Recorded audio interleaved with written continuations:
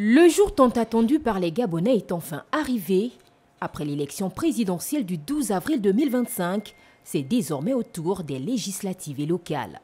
Sur le terrain, les électeurs font entendre leur voix à travers le vote. Les candidats eux-mêmes ne sont pas en marge. Je suis au centre de vote de l'école publique d'Aoungou. Ici, il y a une belle dynamique puisque nous craignons au préalable l'abstention parce que ça a été toujours le constat les dernières années aux élections législatives et locales. Mais il y a un engouement considérable au niveau de la population. Les gens arrivent progressivement. Il faut juste avoir la possibilité, et là je m'adresse aux représentants des bureaux, aux responsables dans les bureaux de vote, la possibilité d'édifier à chaque fois les populations sur le mode de vote, sur les consignes de vote, parce qu'il y a pas mal de difficultés au niveau des concitoyens. C'est toujours bien d'avoir ce rappel-là pour que les uns les autres soient orientés sur la bonne procédure au niveau du vote. Je viens de voter, comme vous l'avez observé. Je constate qu'au niveau de l'organisation du scrutin, contrairement à ce qu'on avait eu auparavant, il n'y a qu'un seul isoloir. Donc effectivement, je pense que ça va ralentir le processus de vote.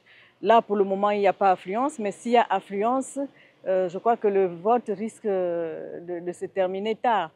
L'œuvre humaine n'étant pas parfaite, quelques manquements sont signalés par certains candidats. Des manquements qui pourraient constituer un frein au bon déroulement des scrutins. On vient de me signaler, mes représentants qui sont à l'école publique d'Okala, qu'ils ont eu un problème ce matin parce que la présidente ou le président du bureau de vote du bureau numéro 5 à l'école publique d'Okala leur a refusé l'entrée à tous les représentants des candidats.